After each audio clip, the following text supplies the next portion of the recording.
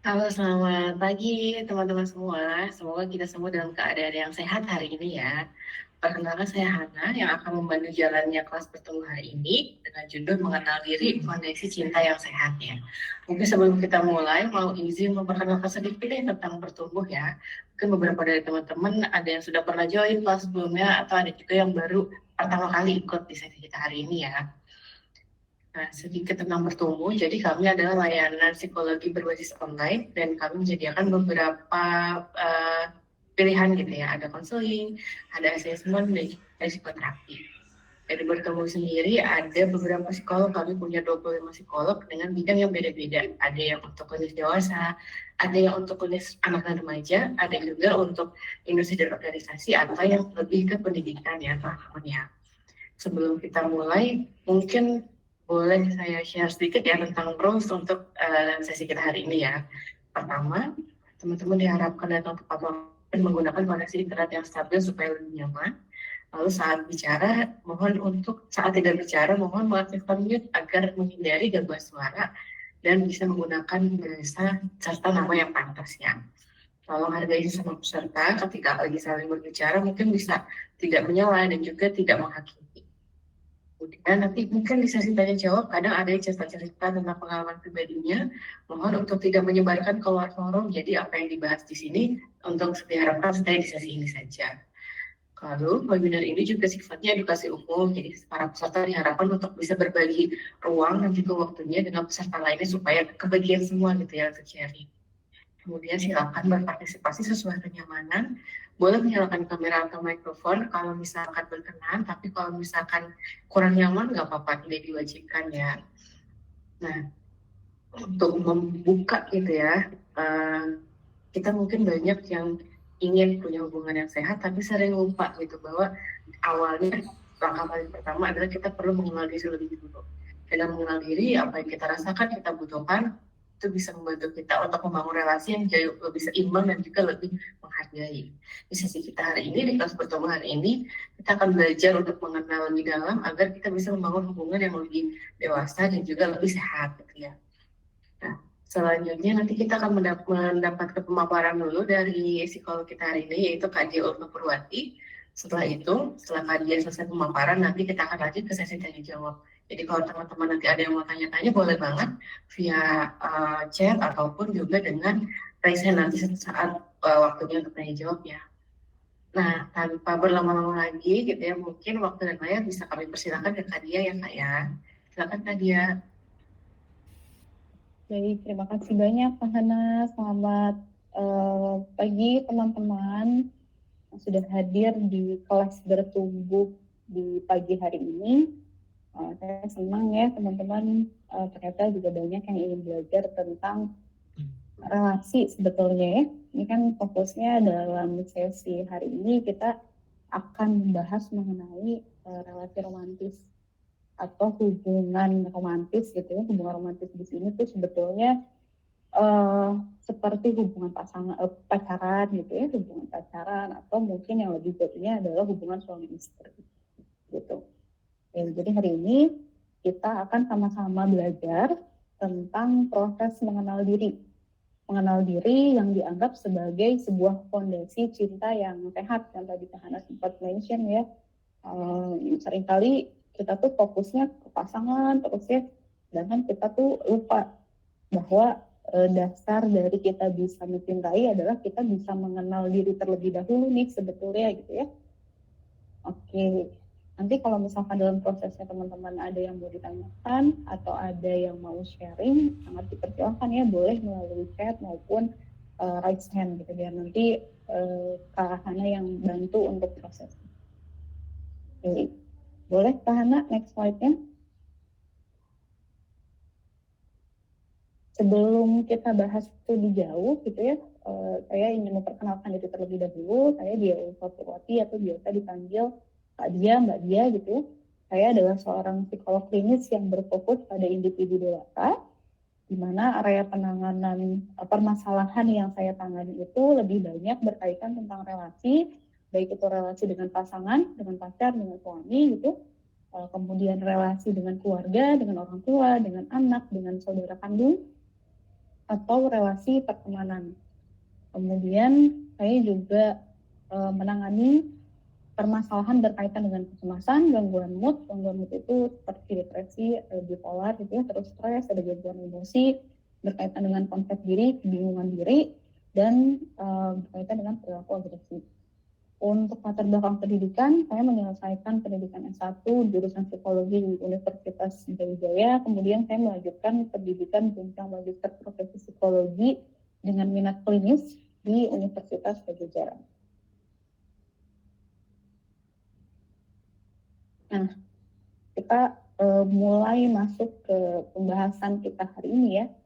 Sebelum kita bahas lebih jauh tentang materi hari ini, saya sebetulnya ingin tahu teman-teman di sini kebanyakan status hubungannya apa sih? Status hubungan tuh kayak misalkan single gitu ya, atau berpacaran, atau sudah berumah tangga. Teman-teman di sini status hubungannya kebanyakan apa? Boleh di-share mungkin di chat. Apakah sedang berpacaran? Apakah sudah berumah tangga atau masih single dalam proses PDKT? Single, sudah menikah, sudah berumah tangga, hubungan tanpa status, single. Oke, ada hubungan tanpa status sedih itu, single. OTW menikah 2 minggu lagi lah. Selamat Mbak Meza ya, semoga lancar 2 minggu lagi dia mau menikah. Sudah menikah, oke. Berarti bermacam-macam ya sebetulnya di sini teman-teman. Nggak semuanya single atau nggak semuanya sudah berpacaran. Ada yang single, ada yang berpacaran, ada yang OTW menikah, terus tadi ada yang hubungan tanpa status juga. Artinya kebutuhan untuk mengenal diri di dalam konteks hubungan romantis itu tidak terpaku pada satu status hubungan saja, gitu ya. Tapi memang hal ini terus dibutuhkan dan terus akan kita pelajari sampai menikah dan sampai ya berakhir gitu ya, kehidupan berakhir, kehidupan berpasangan berakhir itu akan selalu dipelajari gitu ya, mau udah menikah baru 1 tahun gitu ya, baru berapa minggu maupun sampai nanti sudah puluhan tahun gitu, itu pasti akan terus belajar untuk mengenal diri dalam konteks hubungan ini gitu. Oke.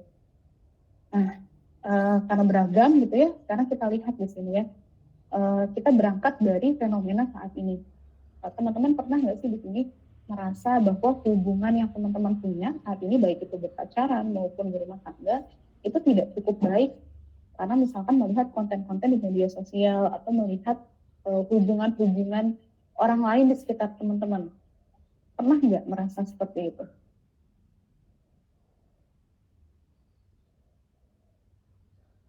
Boleh share mungkin di chat. Teman-teman pernah nggak merasa kayak hubungan aku tuh nggak baik deh, kayaknya hubungan aku tuh nggak cukup baik ketika dibandingkan sama konten-konten yang ada di media sosial, ketika misalkan dibandingkan dengan hubungan-hubungan orang lain di sekitar aku gitu. Pernah nggak merasakan itu?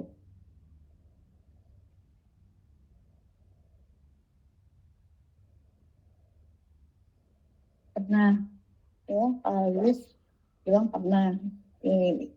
Teman-teman yang lain ada yang pernah juga itu.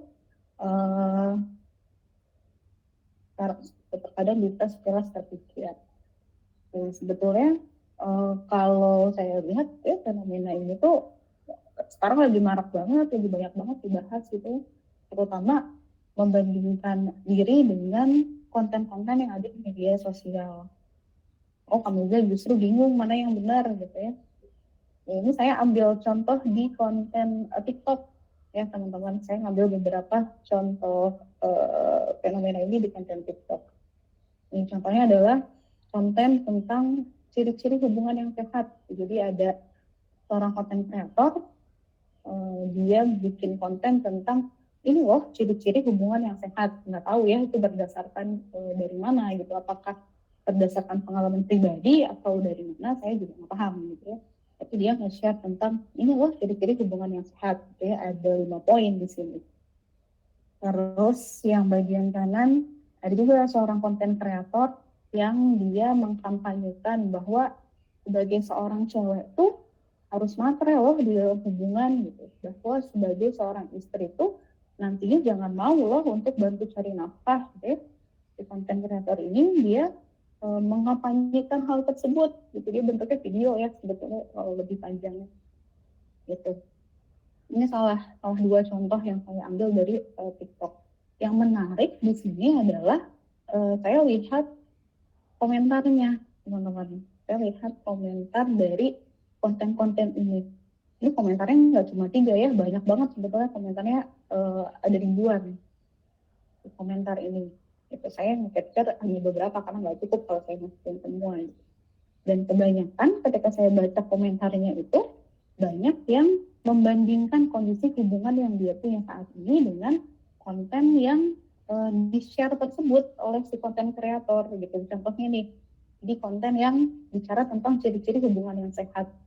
Ada orang yang jadinya merasa bahwa oh ternyata hubungan aku tuh nggak sehat itu loh kalau dibandingkan dengan ciri-ciri hubungan yang sehat dari si konten kreator yang nge-share itu.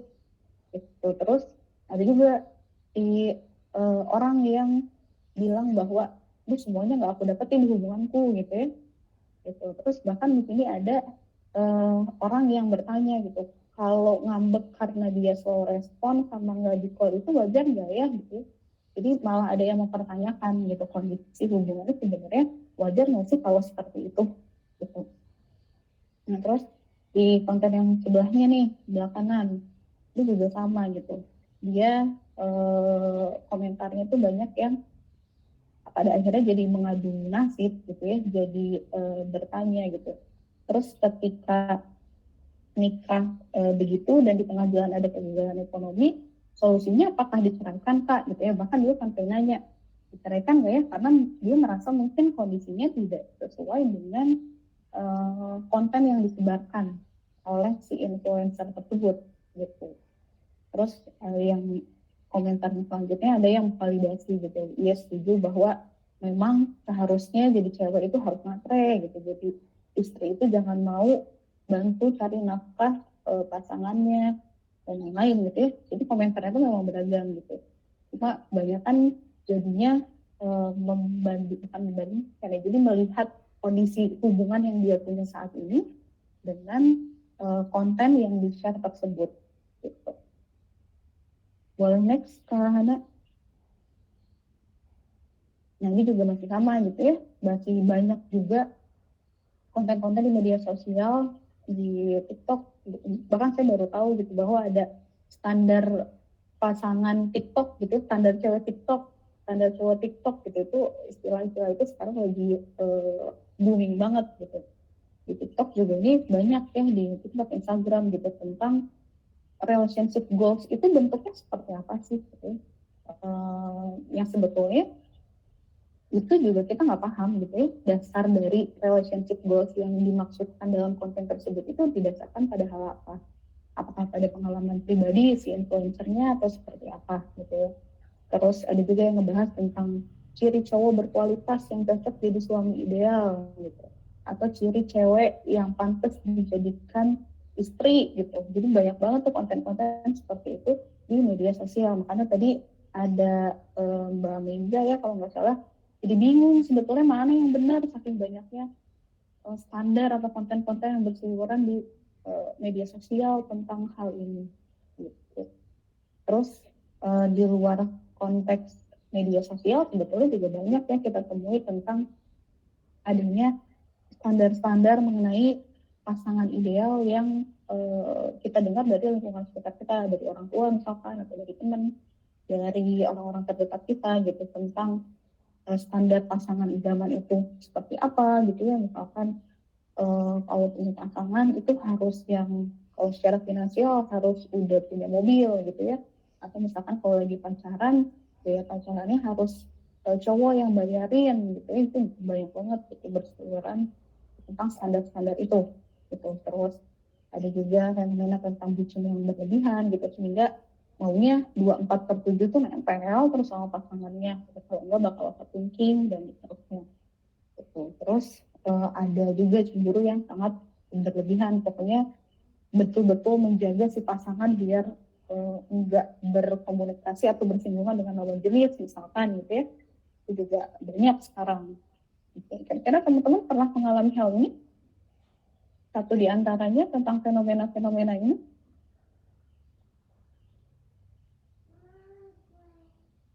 Pernah nggak? Kalau pernah, kira-kira pernah mengalami yang mana?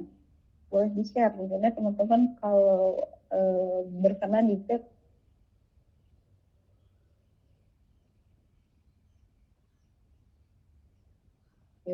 Ada yang mau share? Pernah mengalami yang mana kira-kira dari fenomena-fenomena ini? Overthinking gitu, overthinking tentang pasangan, misalnya overthinking, atau diselingkuhi.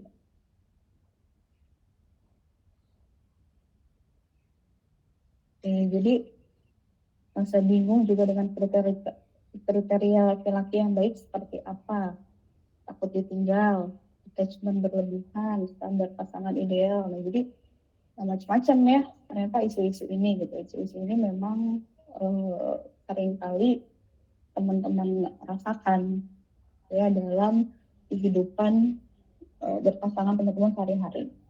Attachment dan jenis kepribadian. Oke, jadi banyak banget sebetulnya fenomena-fenomena yang dirasakan oleh teman-teman gitu. Nah, dari sini sebetulnya Kak Riyadi, di luar konteks ternyata salah satu hubungan yang sehat dengan seringnya berkomunikasi dan sebisa mungkin mengurangi medsos, dan saya merasakan itu terlebih tidak punya TikTok di HP.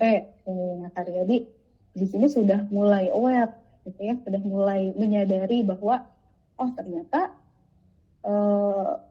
salah satu hal yang membuat hubungan Riyadi itu berjalan kurang efektif gitu ya, atau kurang sehat yang Riyadi tadi sampaikan, itu adalah karena medsos gitu. Jadi akhirnya Riyadi mengurangi akses terhadap medsos tersebut. Jadi nggak punya TikTok di handphone. Itu sudah mulai masuk ya ke pembahasan kita tentang mengenal diri. Jadi salah satu hal yang bisa kita lakukan untuk bisa meminimalisir dampak-dampak dari banyaknya fenomena ini adalah dengan kita mengenal diri kita lebih jauh. Boleh next tanya.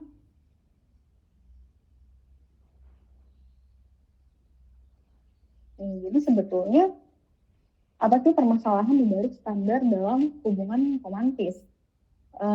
Kenapa seringkali kita terjebak dalam pola hubungan yang sama dan mengalami kegagalan di dalam suatu hubungan gitu. Jadi alasan kegagalan di dalam hubungan itu polanya sama gitu.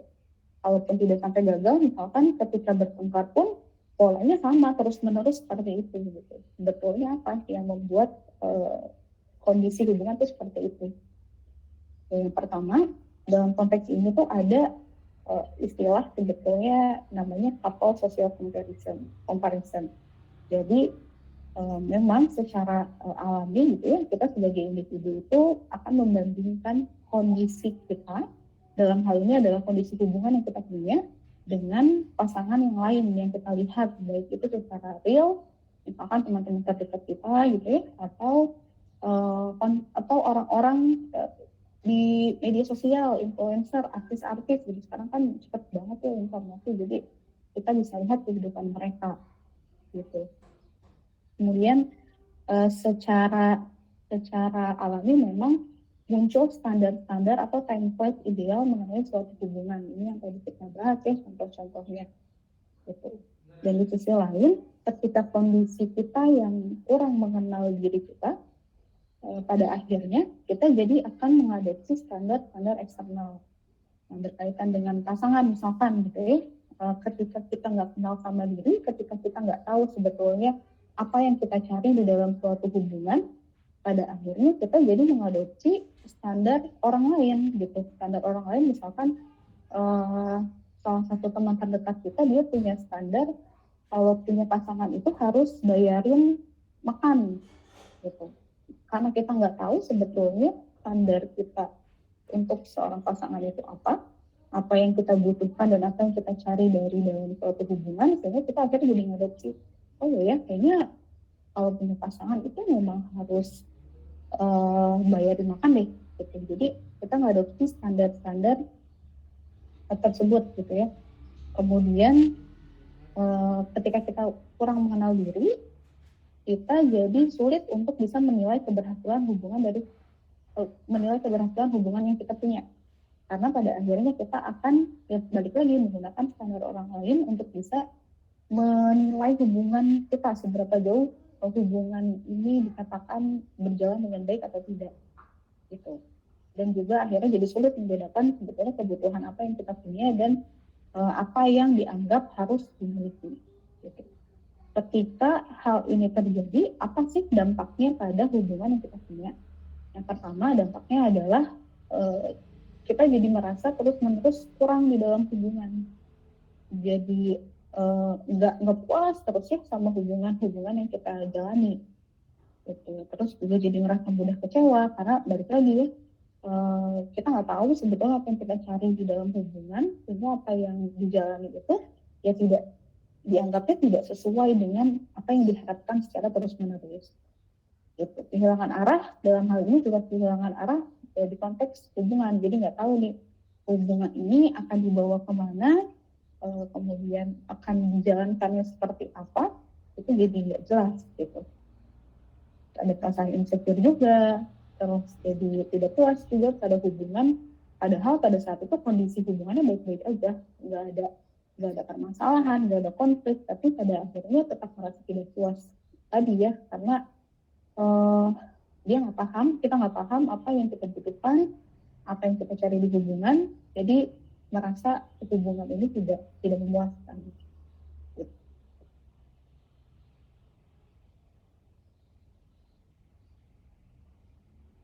Oke, ini ada pertanyaan dari Kak Karin. Gimana kalau hubungan yang toksik ini karena trauma di masa lalu atau masa kecil? Apakah lebih baik diri kita memperbaiki dan memilih untuk sebaiknya sendiri dulu hingga sembuh? Dan kalau bicara tentang hubungan yang toksik, sebetulnya istilah toksik ini sendiri itu apa gitu? Itu perlu didefinisikan terlebih dahulu, Kak Karin ya. Yang dimaksudkan toksik di sini tuh apa sih? Toksik itu kan sebetulnya bukan kepribadian ya, tapi perilakunya yang toksik gitu. Misalkan perilakunya saling menyakiti. Nah, saling menyakitinya itu yang disebut toksik, bukan personalitinya gitu ya yang toksik. Dan toksik di sini tuh arahnya apa definisinya gitu ya? Karena kan bisa macam-macam toksik menurut saya, bisa jadi berbeda dengan toksik yang Kak dimaksudkan gitu. Jadi didefinisikan gitu, toksik ini tuh bentuknya seperti apa gitu. Dan balik lagi gitu, ketika kita merasa bahwa ada sesuatu yang tidak berjalan baik di dalam hubungan ini, kita perlu lihat ke dalam diri kita gitu, pola apa yang sebetulnya terjadi di diri kita. Kalau ada trauma misalkan kata Kak Karin, kita juga sebagai seorang yang pernah mengalami trauma perlu memahami trauma apa sih yang sebetulnya kita alami di masa lalu dan dampaknya untuk kita saat ini tuh apa, di dalam hubungan ini tuh apa. Apakah misalkan sekarang tuh jadi takut banget ditinggalkan gitu, atau sekarang itu jadinya saya itu pengennya dikasih perhatian terus sama si pasangan gitu. Pola-pola itu yang perlu dipahami. Jadi dilihatnya bukan ke orang lain, tapi dilihatnya ke diri. Karena yang merasa punya trauma kan kita sendiri nih. Jadi kita berkaca ke diri, berusaha memahami bahwa pola apa yang ada di dalam diri kita dan dampaknya tuh ke dalam hubungan kita tuh apa. Gitu. Jadi apa nih?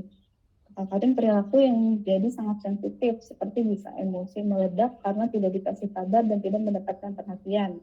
Jadi punya anxiety, pernah mengalami depresi, jadi cukup ke-trigger dengan kondisi ya yang nggak bisa saya kontrol. Ya, berarti kan sini udah ada sedikit pemahaman nih tentang dirinya Kak Karin. Ketika nggak dikasih kabar, bisa jadi meledak secara emosi. Nah itu nanti ya di belakang-belakang kita akan bahas strateginya seperti apa. Tapi gambarannya di sini Kak Karin sudah tahu nih, aku tuh akan terpancing emosinya ketika aku nggak dikasih kabar gitu. Sebetulnya kita juga bisa merefleksikan diri gitu ya. apa yang terjadi di dalam diri kita ketika kita nggak dikasih kabar sehingga akhirnya emosinya meledak. Apa yang sebetulnya saya butuhkan dari dikasih kabar oleh pasangan? Apakah misalkan saya butuh perhatiannya, karena saya merasa kalau dikasih kabar itu saya merasa diperhatikan, atau misalkan saya itu merasa perlu dikasih kabar karena saya dengan dikasih kabar saya merasa dianggap gitu. Jadi di balik perilaku tersebut sebetulnya ada hal apa sih gitu ya. Jadi nanti ini kita sambil berjalan ya, Karin, nanti mungkin beberapa mungkin saya akan sangkut pautkan dengan ini, tapi prosesnya seperti itu. Jadi kita perlu paham dulu dengan kondisi diri kita, sampai akhirnya kita paham pola-polanya, dan pada akhirnya harapannya hal tersebut akan berdampak baik pada hubungan gitu ya. Oke, kita lanjutkan dulu. Nah, ini mengenal diri dan hubungan. Pertanyaan yang muncul adalah kenapa sih permasalahan di dalam hubungan itu seringkali terulang dengan pola yang sama. Misalkan setiap pasangan kita tidak memberikan kabar, polanya tadi gitu ya, jadi marah, jadi berantem. Pokoknya kalau di pasangan gak ngasih kabar seharian, selalu berantem pada akhirnya ujungnya. Kenapa hal itu selalu terjadi berulang gitu ya? Yang pertama, karena seringkali kita nggak sadar dengan pola diri kita sendiri yang seperti itu. Gitu. Kita nggak sadar bahwa ternyata setiap pasangan saya tidak memberi kabar ke saya dalam satu hari, itu membuat saya merasa sedih, sehingga akhirnya saya jadi marah ke pasangan. Nah, pola-pola itu sebetulnya belum disadari, sehingga jadinya juga tidak ada proses penyelesaian konflik yang efektif gitu. Karena kan kalau kita kalau kita sudah paham dengan pola yang ada di dalam diri kita dan kita dihadapkan pada suatu konflik, fokusnya akan jadi ke penyelesaian konfliknya gitu. Tapi ketika polanya saja kita tidak paham, ya mau gimana kita akan menyelesaikan konfliknya gitu. Kemudian ketika kita tidak memahami diri, kita akan menjalani hubungan itu seperti kita berjalan dengan mata yang tertutup. Jadi kita akan seolah-olah mungkin analoginya kita akan menabrak tembok yang sama secara terus-menerus. Karena kita nggak tahu sebetulnya ini pola permasalahannya itu diawali oleh apa sih gitu, dan apa yang harus dilakukan. Jadi kelihatannya kita sambil tutup mata gitu menjalani kehidupan berpasangan ini. Gitu. Sehingga di sini hubungan yang lebih sehat itu dimulai dari melihat ke dalam diri. Jadi ketika kita menjalani hubungan kemudian dihadapkan pada suatu permasalahan, pada suatu konflik, seringkali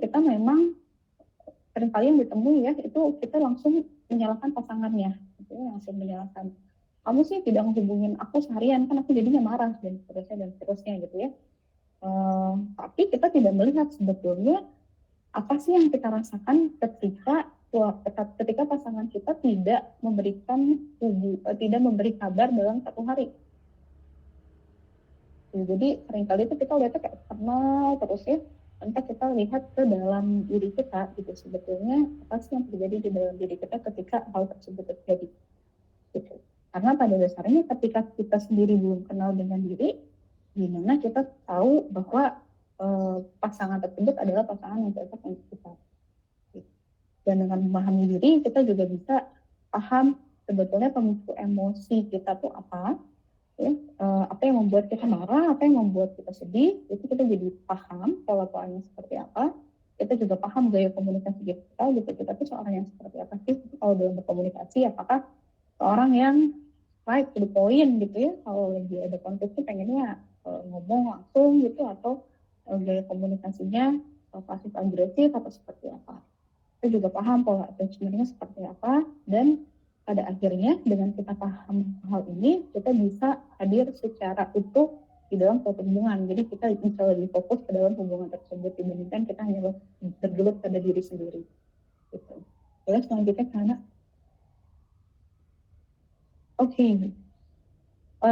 istilah mengenai memahami diri dan mengenal diri di dalam psikologi itu istilahnya adalah self awareness.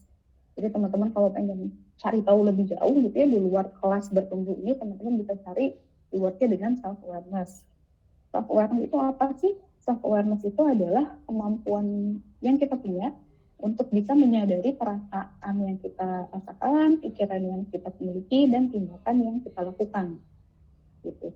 Ketika kita punya self awareness yang tinggi, self awareness yang bagus, atau pemahaman diri yang bagus, itu pada akhirnya akan membantu kita untuk mengenali kelebihan diri kita, kekuatan yang kita punya, gitu ya, tantangan-tantangan yang akan kita hadapi, atau kekurangan yang kita punya, gitu, sehingga kita jadi bisa melakukan pengelolaan terhadap kekurangan-kekurangan yang kita miliki, gitu.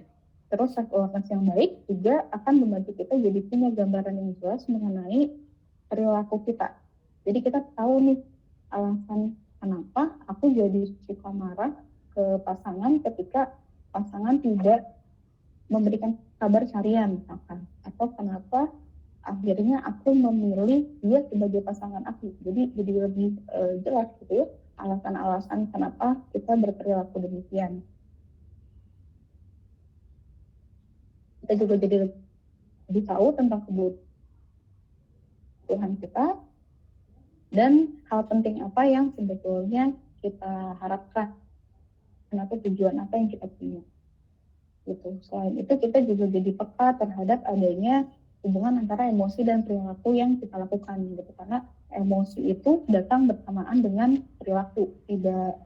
Emosi itu tidak betul-betul sendiri datangnya gitu ya. Jadi kita bisa paham gitu. Oh, aku melakukan ini tuh karena begini gitu ya. Oh, aku tuh merasa sedih karena ini dan seterusnya. Dan dengan punya awareness yang baik juga kita jadi punya batasan pribadi yang baik gitu. Kita tahu batasan-batasan diri kita, misalkan kalau konteksnya hubungan pacaran gitu ya, masih pacaran, batasan secara fisiknya pokoknya aku nggak mau kontak fisik dengan pasanganku sebelum nikah, itu kan udah tahu ya batasan-batasan pribadi.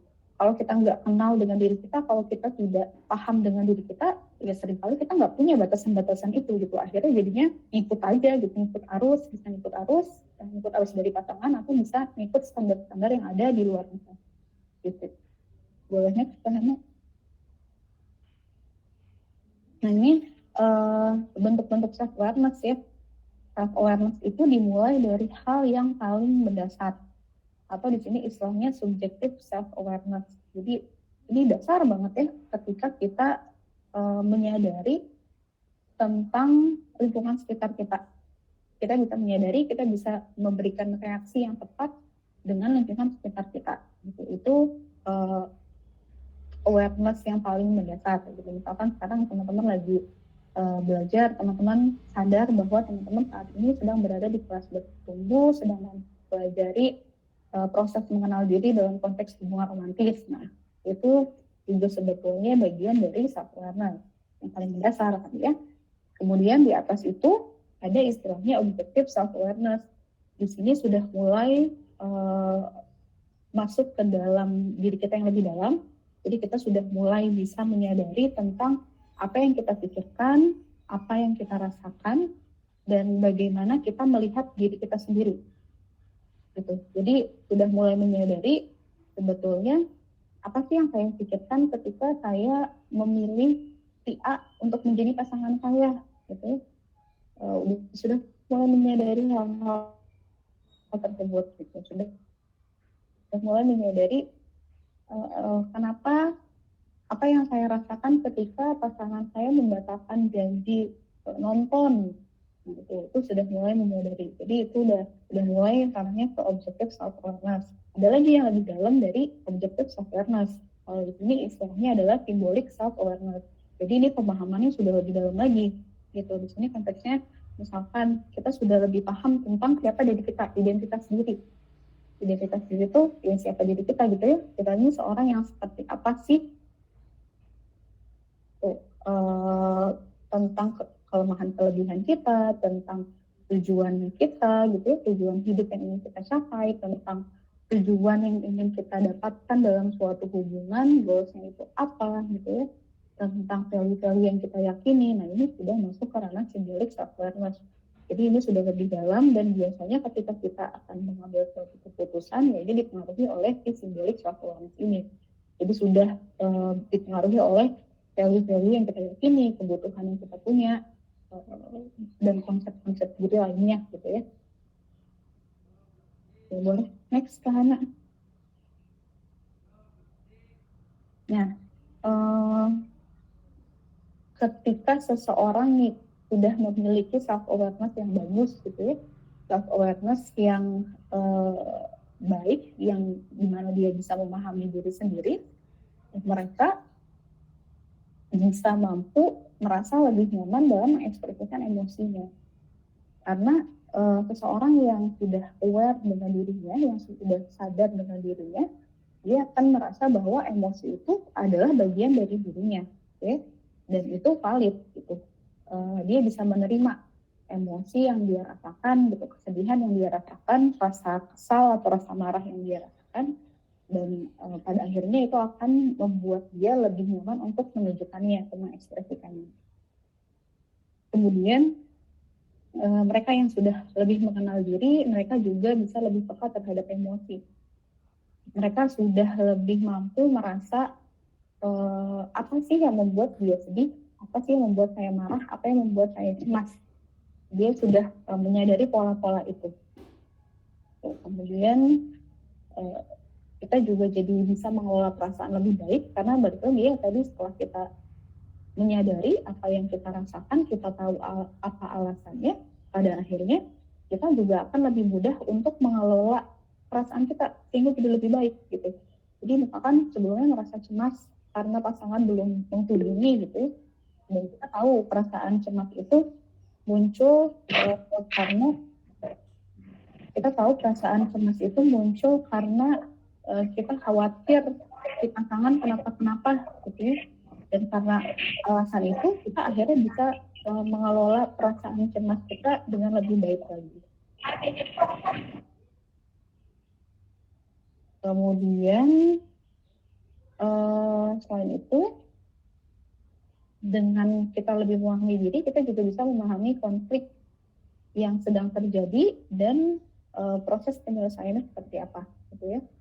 Balik lagi, ketika kita bicara tentang pasangan dan ada konflik di dalam pasangan ini, pasti kita juga punya peran di dalam konflik tersebut. Sehingga akhirnya kita akan merasa ya bahwa diri kita juga bertanggung jawab untuk menyelesaikan konflik tersebut. Gitu.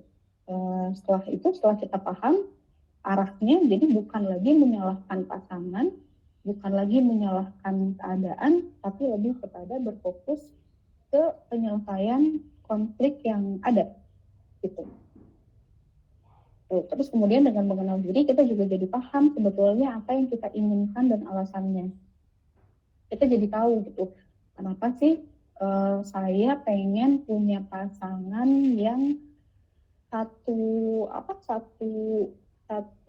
pekerjaan gitu, satu bidang pekerjaan. Kenapa kira-kira gitu, jadi tahu alasannya gitu. Terus sehingga ketika bertindak pun jadi lebih fleksibel gitu, karena yang dituju itu adalah tujuannya. Caranya itu boleh gimana aja, tapi yang penting tujuan dia bisa tercapai gitu. Kemudian kita juga jadi paham tentang nilai diri kita dan berusaha untuk mempertahankannya. Kita jadi paham value-value kita tuh apa. Value seseorang itu kan berbeda gitu ya, apa yang dia yakini dan dia pegang itu berbeda gitu. Mungkin beberapa orang misalkan dia sangat memegang, pokoknya kalau punya pasangan harus satu agama gitu ya, harus satu pandangan terhadap agama gitu. Ya sudah, itu yang dia pegang gitu. Jadi kemanapun dia pergi ketika dia mencari pasangan, ya itu yang dia pegang gitu. Terus pada akhirnya ketika kita sudah paham dengan diri kita, itu juga akan membantu meningkatkan rasa percaya diri kita gitu. Kita jadi lebih pede dengan diri kita, karena ya aku tahu kok apa yang aku mau gitu, aku tahu apa yang aku inginkan, aku tahu apa yang aku butuhkan, jadi ya sudah gitu, dia bisa jalan dengan pede gitu. Terus juga pada akhirnya tentu akan meningkatkan kebahagiaan dan meningkatkan kesejahteraan hidup gitu ya, karena dia merasa lebih puas karena sudah fokus ke dirinya gitu. Terus selanjutnya Pak Hani. Nah, tadi kan kita bicara tentang kalau kita punya self awareness yang tinggi, dampaknya apa gitu ya. Nah, sekarang kita bicara tentang kalau kita punya self awareness yang rendah, punya pemahaman diri yang rendah terhadap diri, maka dampaknya apa gitu ya. Di sini yang pertama, dampaknya adalah kita akan sulit memahami alasan merasa tidak bahagia gitu. Kalau konteksnya di dalam hubungan, kita akan terus-terusan mempertanyakan, kenapa ya kok aku nggak bahagia di hubungan yang ini? Kenapa ya? Apa yang salah dari hubungan yang ini? Apa yang salah dari pasangan saya gitu ya? Jadi akan terus mempertanyakan itu gitu. Kemudian juga akan jadi sulit untuk memahami apa yang perlu diperbaiki di dalam hubungan. Karena balik lagi, kita aja nggak tahu gitu. Sekarang itu posisi kita kalau di garis itu garis yang mana, di standar yang mana gitu. Sehingga ketika kita berusaha memperbaiki hubungan, ya apa yang perlu diperbaiki gitu ya. Apakah dari segi komunikasinya gitu, pola komunikasinya diperbaiki atau apanya gitu. Karena dasarnya aja kita nggak tahu sebetulnya yang pola yang kita punya dan itu memunculkan konflik itu yang mana gitu. Jadi agak bingung juga gitu ya kalau kita nggak paham tentang diri kita. Terus kepuasan hubungan menurun tentu gitu ya, karena balik lagi tadi merasa tidak bahagia, ada rasa ketidakpuasan ya, tapi menilai hubungan juga merasa bahwa hubungan dia itu tidak berjalan dengan baik gitu. Yang terakhir juga pada akhirnya akan sulit membuat keputusan gitu. Jadi karena dia nggak tahu tentang dirinya, dia nggak tahu apa yang diinginkan, pada akhirnya akan sulit membuat keputusan. Misalkan keputusan tentang ini hubungan mau dibawa kemana ya, mau dilanjutkan atau disudahi gitu. Karena seringkali kalau di ruang konseling itu saya banyak menemukan ini gitu. Justru mereka yang bertanya, kira-kira saya harus mempertahankan hubungan atau menyudahi hubungan ya Mbak gitu. Nah kalau seperti itu kan kita balikin lagi gitu ya, sebetulnya dari kamunya sendiri tuh maunya seperti apa gitu ya, apa yang kamu harapkan dari hubungan, sejauh mana kamu mendapatkan hal-hal tersebut dari hubunganmu saat ini dan seterusnya gitu. Dan itu kembali lagi ke self awareness sebetulnya gitu. Okay. Karena pada akhirnya ketika kita tidak kenal dengan diri kita tidak tahu apa yang kita butuhkan, apa yang kita inginkan gitu, tentang standar-standar hidup kita gitu. Secara tidak langsung atau secara tidak sadar kita akan menaruh tanggung jawab kebahagiaan kita di pasangan gitu. Jadi ketika pasangan tidak bisa memenuhi ekspektasi tersebut, kita kecewa, kita marah gitu ya. Jadi kita menyalahkan, aduh si pasangan aku ini nggak bisa bikin aku bahagia loh gitu. Ini juga banyak seringkali ya di ruang konseling itu yang dikeluhkan adalah pasangan saya tidak bisa membuat saya bahagia.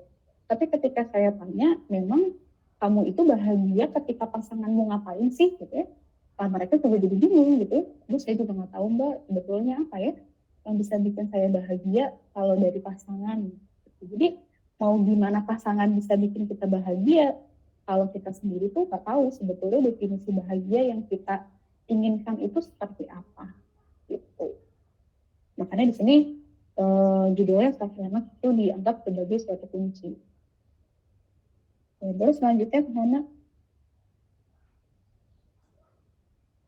Nah ini ya, jadi dengan memahami diri kita juga bisa memahami kebutuhan, tujuan, keinginan diri kita dalam konteks hubungan gitu.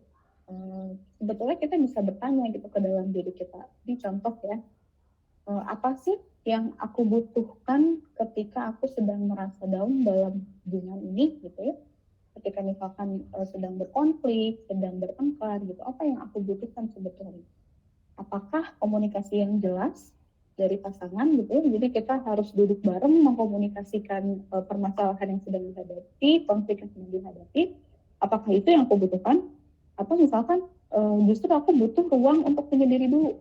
Jadi ketika ada konflik tuh aku justru butuh ruang sendiri dulu, gak usah dulu berhubungan dengan pasangan dulu gitu ya. Atau justru ketika merasa down di dalam hubungan ini, aku tuh butuh sentuhan atau dukungan fisik dari pasangan. Gitu. Jadi kita bisa dengan kita punya self awareness yang baik, gitu, kita bisa menjawab pertanyaan-pertanyaan ini. Gitu. Karena kan setiap orang pasti berbeda ya. Balik lagi kalau kita lihat orang lain, lihat standar orang, ya mungkin ada orang yang ketika down, ketika berkonflik itu pengennya didatangi, dikasih bunga gitu ya. Tapi ternyata ya itu bukan standar kita. Gitu.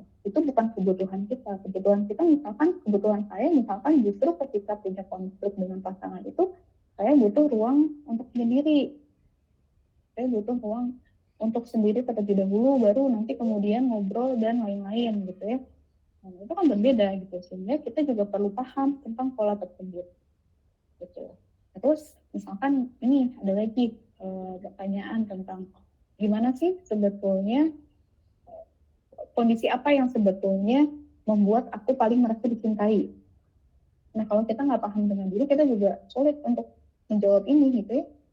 Apakah ketika pasangan kita mengungkapkan cintanya secara langsung, ya bilang I love you setiap hari misalkan gitu ya, bilang I love you setiap pagi, setiap malam, gitu, apakah dengan cara itu, atau misalkan melalui tindakan kecil sebagai bentuk perhatiannya, misalkan ngasih ngirimin makanan, rujukin makanan gitu ya, pesenin makanan, apakah dengan cara seperti itu, atau misalkan diberikan bunga atau coklat gitu. Jadi dari hal-hal mendasar seperti ini sebetulnya self awareness kita bisa dilatih untuk dibangun gitu. Selanjutnya, teman-teman.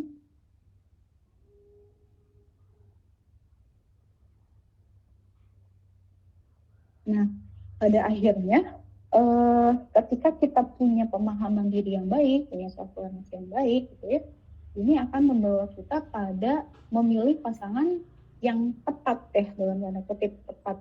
Tepat di sini tuh tepat di setiap orang juga berbeda ya. Memilih pasangan yang tepat versi saya dan misalkan memilih pasangan yang tepat versinya Kak Meiza tadi itu berbeda gitu ya. Jadi kita perlu paham sebetulnya apa yang kita yakini, value apa yang kita pegang gitu, hal-hal mendasar apa yang bentuknya fundamental yang kita pegang dalam mencari pasangan, kebutuhan apa yang ingin kita penuhi dari suatu hubungan, tujuan apa yang kita inginkan dalam suatu hubungan. Nah dengan itu kita bisa menyesuaikan hal tersebut dengan pasangan yang akan kita pilih nantinya. Gitu. Jadi memilih pasangan bukan lagi menggunakan standar-standar yang ada, standar orang tua misalkan, atau standar standar apa tadi media sosial gitu ya, bukan lagi pakai standar-standar yang sudah ada, melainkan pakai standar yang kita bangun sendiri. Gitu. Terus dengan punya self awareness juga pada akhirnya akan membantu kita menyampaikan kebutuhan kita ke pasangan secara jelas. Jadi bukan lagi menuntut pasangan untuk ayo dong effortnya mana sih, kok kamu kayaknya nggak ada effort banget misalkan gitu ya, kok kamu effortnya bare minimum banget sih misalkan, seperti itu kita bilang ke pasangan gitu ya, kan nggak jelas gitu ya effort yang dimaksudkan itu apa sih, memang apa yang kamu harapkan dari pasanganmu itu, kebutuhan apa yang kamu ingin pasanganmu penuhi sebetulnya gitu ya. Jadi ketika kita mengungkapkan sesuatu itu jelas gitu. Apa yang kita rasakan, apa yang kita inginkan dari pasangan kita untuk berikan ke kita. Ya, jadi nggak lagi cuma nyalahin pasangan gitu. Kamu sih nggak perhatian misalkan, atau kamu tuh effortnya nggak ada banget dan lain-lain gitu ya. Jadi bukan seperti itu yang disampaikan. Lebih kepada mengungkapkan apa yang dirasakan, kebutuhan apa yang ingin dipenuhi oleh pasangan. Gitu. Jadi lebih sehat komunikasinya juga, komunikasinya lebih sehat, boundariesnya juga lebih jelas karena udah tahu tadi ya apa yang diinginkan, kebutuhan apa yang ingin dipenuhi dan lain-lain. Itu pada akhirnya kondisi ini diharapkan bisa membantu membangun hubungan yang lebih sehat. Hubungan yang lebih sehat di sini maksudnya adalah hubungan yang sama-sama saling menghargai gitu ya, satu sama lain. Jadi tidak hanya menuntut ke pasangan atau misalkan hanya berfokus pada satu pihak saja, tapi sama-sama saling menghargai, sama-sama saling memberikan empati satu sama lain, sehingga pada akhirnya di dalam hubungan ini bisa tumbuh secara bersama-sama juga. Gitu. Selanjutnya sama, ya, karena pada dasarnya hubungan itu adalah sebuah kerjasama tim. Ada beberapa yang komen di chat, nanti mungkinnya kita bahas setelah sesi pematerian selesai biar semuanya kita coba tersampaikan dulu. Oke, jadi hubungan itu seperti kerjasama tim ya teman-teman. Jadi fokusnya bukan hanya cowok harus pengertian sama ceweknya gitu ya, atau suami yang harus pengertian sama istrinya secara terus-menerus, atau istri yang harus selalu melayani suami gitu, bukan seperti itu gitu. Tapi memang ada hubungan timbal balik, kerjasama di antara suami dan istri, di antara pasangan satu dengan pasangan yang lain gitu. Dan dalam proses ini juga bukan saling menyalahkan atau saling menuntut gitu. Jadi isinya tuh bukan tuntutan kamu tuh sebagai istri itu 1, 2, 3, 4, 5, bukan itu gitu ya. Dan kamu misalkan sebagai suami adalah ini tuntutannya, bukan seperti itu gitu ya. Tapi memang bentuknya tuh saling kerjasama gitu ya. Untuk apa? Untuk mencapai tujuan yang ditetapkan bersama-sama juga gitu. Tujuannya tuh bisa mulai dari tujuan yang kecil gitu ya, tujuan misalkan kalau di rumah tangga tujuannya secara finansial, misalkan tahun pertama ingin punya rumah gitu. Nah, jadi fokusnya ke tujuan itu gitu, bukan lagi saling menuntut atau menyalahkan. Oke, nah dengan adanya kemampuan untuk mengenal diri, kemampuan untuk paham mengenai pola pikir dan perilaku diri, itu sudah menjadi step awal yang sangat baik gitu ya. Sudah menjadi step awal yang bisa membantu membangun hubungan yang lebih sehat gitu. Karena ketika kita sudah mengenal diri kita gitu ya, kita sudah tahu pola-pola saya itu seperti ini, kita bisa memberikan kesuksesan ke pasangan gitu. Kita bisa mulai mempelajari pola yang terjadi di pasangan. Kan itu juga sebetulnya penting ya, karena dalam hubungan itu kan kita bukan hanya perlu mengenal diri, tapi perlu mengenal pasangan gitu. Nah, ketika kita sudah tahu pola-pola dalam diri kita juga pada akhirnya bisa mempelajari pola-pola yang ada di pasangan. Pasangan saya itu marah tuh ketika saya misalkan lupa cuci piring gitu ya. Kenapa gitu ya, kenapa si pasangan itu kalau saya lupa cuci piring dia marah gitu, apa yang sebetulnya dia butuhkan gitu. Ternyata pasangan saya itu memang orangnya bersihan banget, dia nggak suka kalau ada sesuatu hal yang berantakan gitu. Jadi paham pola-pola tersebut gitu. Akhirnya kita jadi punya banyak informasi tentang pasangan, kita udah punya cukup informasi tentang diri kita nih, terus kemudian kita punya cukup banyak informasi tentang pasangan. Nah, pada akhirnya ketika dihadapkan pada suatu konflik, itu kita jadi semakin siap gitu, karena kita udah sama-sama tahu pola satu sama lain seperti apa gitu ya. Dan di dalam hubungan juga perlu ada yang namanya mutual understanding. Jadi ada keselarasan di antara satu pihak dengan pihak yang lainnya gitu. Misalkan kalau kasus yang sering kali muncul itu adalah ketika di pasangan si cewek gitu ya, dia menuntut ingin selalu dihubungi oleh pasangannya, oleh si cowok gitu ya, karena dengan itu dia merasa aman gitu, merasa tidak khawatir.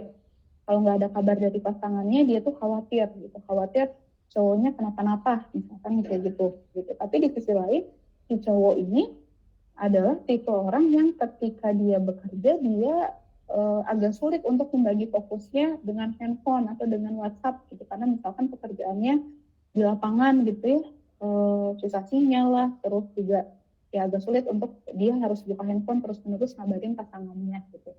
Ini kan ada satu kebutuhan yang perlu dipenuhi di sisi wanita, tapi ada satu hal yang memang tidak bisa dilakukan oleh si cowok gitu. Dengan kita paham bahwa polanya si cewek begini, polanya si cowok begini, terus pada akhirnya yang dilihat adalah bukan lagi saling menyalahkan, tapi yang dilihat adalah gimana caranya kebutuhan si cewek ini bisa tetap terpenuhi dan si cowok ini tidak merasa terbebani. Nah, jadi fokusnya udah ke situ, bukan lagi fokusnya nyalahin si cewek, nyalahin si cowok, kamu kalau kayak gitu tuh nggak sayang berarti sama aku karena kamu ngebiarin aku khawatir misalkan gitu ya, atau misalkan si cowok yang nyalahin si ceweknya gitu karena merasa selalu dituntut terus-terusan gitu. Jadi bukan ke sana arahnya, tapi lebih kepada pada akhirnya melihat dengan adanya perbedaan kondisi tersebut apa yang bisa dilakukan gitu. Apa yang ternyata yang bisa dilakukan adalah jalan tengahnya ya, si cowok itu setiap pagi dia ngasih kabar, ngasih tahu tentang agendanya hari ini dia mau kemana aja misalkan gitu kan. Jadi pada akhirnya si cewek juga merasa tenang gitu, karena kan tadi yang bikin berantem adalah ketika nggak dikabarin itu ceweknya yang merasa khawatir gitu. Jadi eh, jadi tahu gitu penyelesaian konfliknya seperti apa ketika memang ada kerjasama tim yang baik di dalam hubungan ini gitu. Nextnya Pak Hana. Oke, nextnya itu kita akan membahas mengenai strategi meningkatkan self-awareness atau pemahaman diri dalam konteks hubungan itu seperti apa. Ini kan mungkin teman-teman juga bertanya-tanya ya, terus gimana caranya untuk kita bisa lebih mengenal diri dalam konteks hubungan ini. Yang pertama, kita perlu menyadari pola diri di dalam hubungan. Balik lagi ya, kita perlu tahu sebetulnya pola munculnya perilaku kita, pola munculnya emosi kita itu seperti apa. Karena ini pasti dipengaruhi oleh pengalaman masa lalu. Tadi ya ada salah satu teman di sini yang cerita bahwa dia sempat punya trauma di masa lalu gitu ya, dan itu pada akhirnya berdampak pada saat ini. Nah, pola itu juga perlu kita pahami. Apa sih yang membuat saya sekarang kalau pasangan tidak memberikan kabar itu saya jadi besar gitu ya, saya jadi nggak tenang, perasaan saya nggak tenang, tapi yang saya munculkan ke pasangan justru marah, meledak-ledak gitu. Apa yang menyebabkan hal tersebut terjadi di diri saya gitu. Jadi kita mulai menyadari dulu pola-pola itu, sehingga ketika terjadi konflik atau terjadi permasalahan itu fokusnya tidak langsung mencari apa yang salah dengan pasangan kita gitu. Karena seringkali yang ditemui adalah ketika bertengkar gitu ya, yang dilihat adalah kamu sih si pasangan kita sih dia nggak ngasih kabar jadi aku marahkan gitu. Seringkali yang ditemui itu gitu ya. Lihatnya tuh ke sisi eksternal, ke sisi pasangan, apa yang pasangan kita lakukan gitu. Yang dilihat adalah itu, bukan lihat ke dalam diri kita. Justru sebetulnya apa yang kita butuhkan ya, ketika si pasangan kita ini tuh nggak ngasih kabar, apa yang hilang dari diri kita ketika si pasangan ini nggak ngasih kabar. Itu yang seringkali luput. Jadi kita perlu menyadari itu. Gimana caranya untuk meningkatkan kesadaran tersebut? Di sini kita bisa coba untuk merefleksikan diri, gitu ya. Mulai merenung gitu ya, mulai memikirkan kira-kira misalkan ketika ada konflik dengan pasangan itu respon kita seperti apa sih? Ketika misalkan bertengkar dengan pasangan, respon kita seperti apa sih? Apakah kita terus-terusan menyalahkan pasangan gitu? Atau seperti apa responnya? Terus kemudian juga bisa mempertanyakan ke dalam diri, ketika kita merasa tidak aman tuh, respon kita tuh menjauh atau justru jadi clingy ke pasangan. Jadi merasa tidak aman tuh kayak misalkan tadi ya ngerasa lagi ada masalah, terus kemudian merasa katanya hubungannya nggak baik-baik aja. Nah ketika itu tuh responnya seperti apa gitu? Apakah justru ngasih jarak ke pasangan atau clingy, dan apa yang membuat kita menjauh dari pasangan gitu? Apakah misalkan kita memilih menjauh itu karena pengen dikejar gitu ya, atau misalkan memilih menjauh karena ingin menenangkan diri, atau mungkin takut merasa lebih tersakiti sehingga akhirnya memilih untuk menjauh atau apa. Jadi mulai merefleksikan hal-hal tersebut. Gitu. Tujuannya apa? Tujuannya dengan kita menyadari pola ini, kita bisa mengenali pemicu munculnya emosi yang intens di dalam diri kita, sehingga pada akhirnya fokus ke pengelolaan. Gitu. Jadi sebetulnya kan harapan jauhnya itu, tujuan lebih jauhnya itu adalah agar polanya tidak selalu berulang gitu ya, pola permasalahan yang terjadi di dalam hubungan itu tidak selalu berulang. Nah, jadi dimulai dari kita kenal dulu pemicunya apa, sehingga kita jadi tahu gimana sih cara mengatasi kondisi tersebut gitu, dan pada akhirnya polanya jadi tidak berulang secara terus-menerus gitu. Boleh next Kak Hana. Nah, strategi selanjutnya adalah kita juga perlu belajar memahami kebutuhan diri. Jadi fokusnya bukan hanya mencari pasangan yang ideal menurut versi kita, tapi kita juga paham gitu apa yang membuat kita membutuhkan hal tersebut, apa yang sebetulnya kita butuhkan di dalam suatu hubungan sehingga kita merasa dicintai dan merasa aman di dalam hubungan itu. Gitu. Apakah misalkan yang kita butuhkan adalah perhatian dari pasangan. Perhatian yang dimaksudkan misalkan perhatian dalam bentuk dia membantu kita ketika kita mengalami kesulitan, atau misalkan kalau konteks rumah tangga, bentuk perhatian diharapkan adalah dia bisa bantu mengurusi urusan-urusan rumah tangga kayak mencuci, mengepel gitu ya. Nah, jadi kita bisa paham tentang kebutuhan diri kita, sehingga yang dilihat itu ketika mencari pasangan itu bukan lagi pakai standar-standar yang ada di luar sana, tapi memang based on kebutuhan yang kita punya atau harapan yang kita inginkan dalam konteks hubungan ini. Gitu. Caranya gimana? Caranya adalah kita juga perlu merefleksikan diri gitu. Apa sih yang sebetulnya membuat kita merasa dicintai? Ya, apakah dari sentuhan gitu ya? Apakah dari perhatian? Mungkin ini istilahnya kalau sekarang tuh love language gitu ya. Kira-kira apa sih love language saya itu ya, kapan saya merasa dicintai gitu, apakah ketika dibantu, dikasih hadiah atau apa gitu. Terus juga bisa bertanya kepada diri, kapan aku merasa tidak aman di dalam hubungan, apakah ketika pasangan tidak menghubungiku dalam satu hari, atau misalkan apakah ketika pasangan punya teman cewek gitu ya, punya teman dekat cewek atau lawan jenis, atau apa gitu. Itu juga bisa direfleksikan ke dalam diri. Kemudian juga bisa coba merefleksikan apa sih yang sebetulnya saya butuhkan ketika sedang ada konflik dengan pasangan. Apakah saya butuh didekati gitu, butuh dipupuk gitu ya istilahnya, dirayu, dipupuk gitu, atau justru saya butuh diberikan ruang untuk saya berpikir sendiri terlebih dahulu gitu. Jadi kita perlu mengenali kebutuhan diri dan tidak hanya mencari pasangan yang ideal saja. Tujuannya ketika kita paham tentang apa yang kita butuhkan, itu kita bisa komunikasikan dengan baik ke pasangan. Gitu. Karena pada dasarnya kita tidak bisa meminta orang lain memenuhi kebutuhan yang tidak bisa kita sadari. Gitu. Balik lagi tadi ya, contohnya seperti misalkan kalau yang saya temui ya di ruang konseling itu ada salah satu pasangan, misalkan si ceweknya ini atau istrinya merasa bahwa cowoknya tuh nggak ada effort, suaminya tuh kok kayaknya kurang effort banget ya gitu.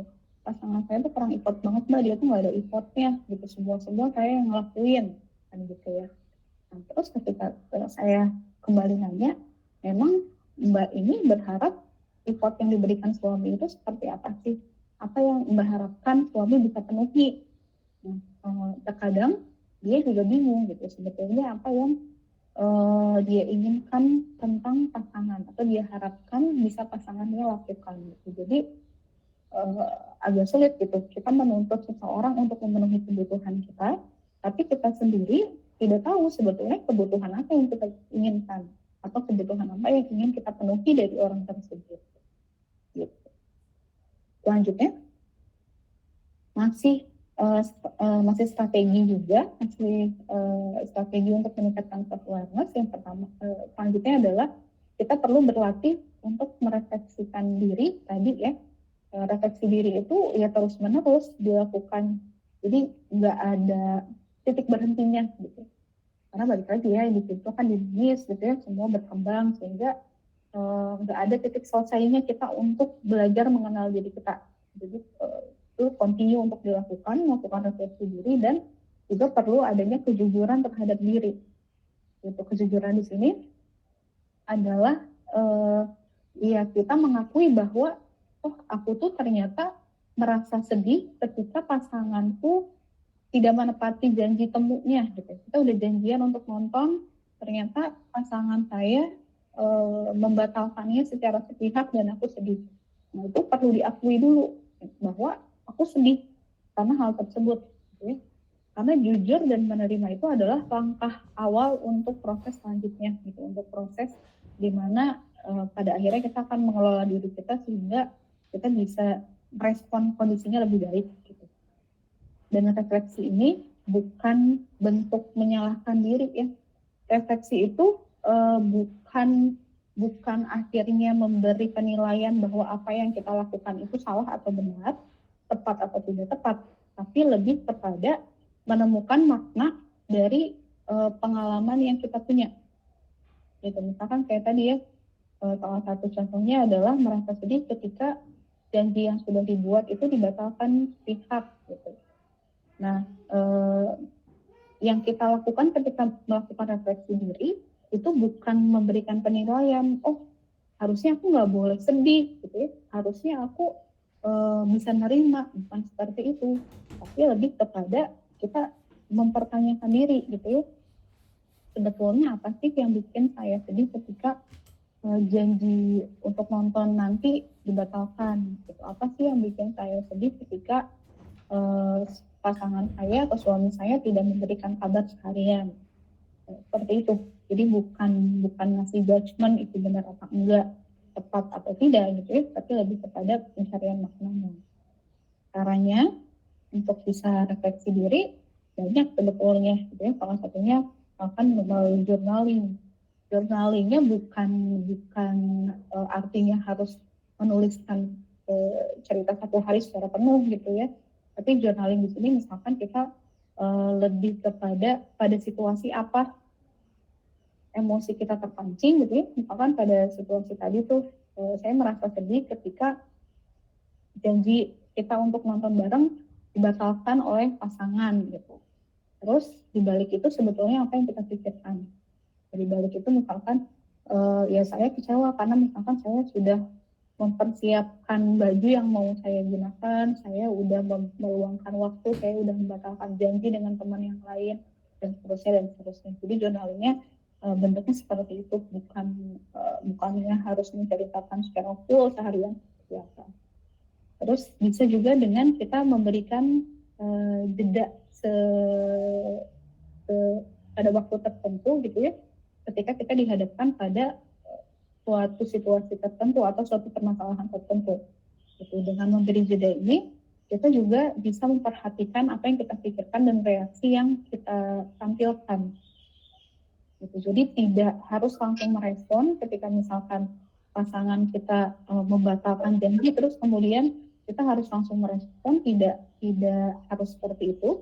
Kita bisa ngasih jeda dulu, ngasih jarak dulu, sambil kita berpikir sebetulnya apa sih rasakan, apa yang aku pikirkan gitu ya.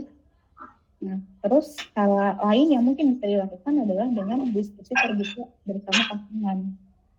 Gitu. Jadi kita bisa mulai berani untuk mengungkapkan perasaan yang kita rasakan tanpa menyalahkan pasangan kita.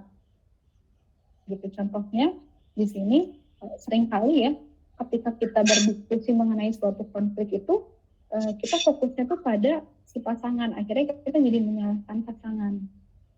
Kamu sih batalin janji gitu, kamu sih batalin janji kita nonton, kan aku jadinya kesel, kan aku jadinya marah gitu.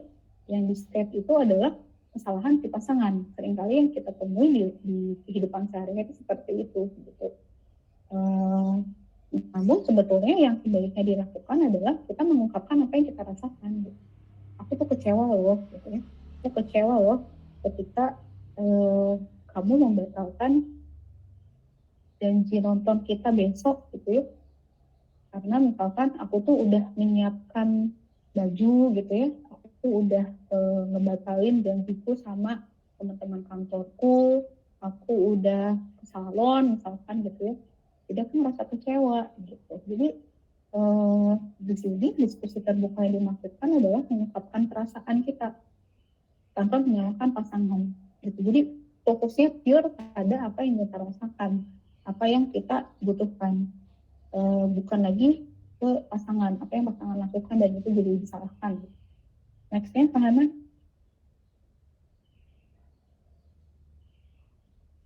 Nah, ini masih lanjutan yang tadi ya.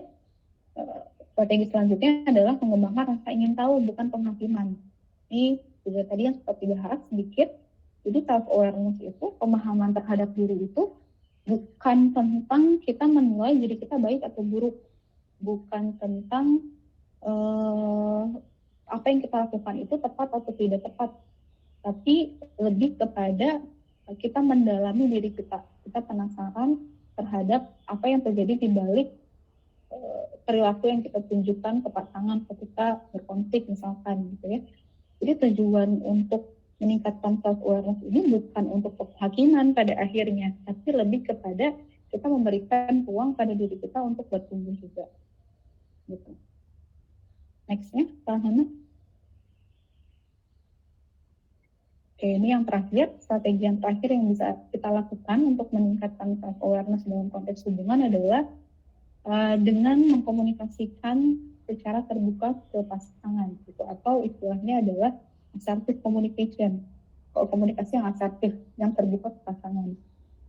Sehingga dalam konteks ini kita perlu menyampaikan apa yang kita pikirkan, apa yang kita rasakan, dan kebutuhan kita secara jujur ke pasangan, gitu ya, tanpa mengurangi rasa hormat kita terhadap pasangan juga, gitu. Karena seringkali yang saya temui di ruang konseling juga ya banyak klien yang merasa bahwa dirinya tidak bisa dipahami oleh pasangan, gitu.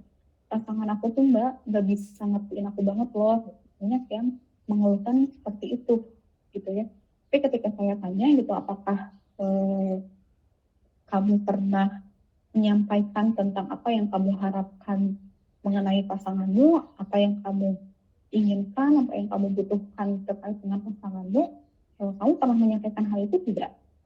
Seringkali jawabannya adalah tidak pernah. Gitu. Saya nggak pernah sebetulnya Mbak betul-betul menyampaikan apa yang saya rasakan, gitu. Ya gimana pasangan kita bisa tahu, gitu ya, kalau kita tidak menyampaikan hal tersebut, gitu. Apa yang kita harapkan, gitu. Apakah kita berharap si pasangan itu tahu membaca kita, menata-nata kebutuhan kita tanpa kita sampaikan secara langsung, gitu? Kan agak sulit juga ya kalau seperti itu, gitu. Gimana pasangan tahu apa yang kita butuhkan kalau kita tidak terbuka, gitu. Di sini contohnya komunikasi yang asertif atau komunikasi yang terbuka itu adalah kita menyampaikan bahwa aku sadar kalau aku memang butuh waktu sendiri sebelum bisa ngobrol ketika marah, gitu ya. Jadi ketika ada konflik, terus misalkan yang satu itu memang butuh waktu untuk berpikir sendiri terlebih dahulu, yang satu memang misalkan tipenya inginnya cepat diselesaikan kalau ada masalah, gitu.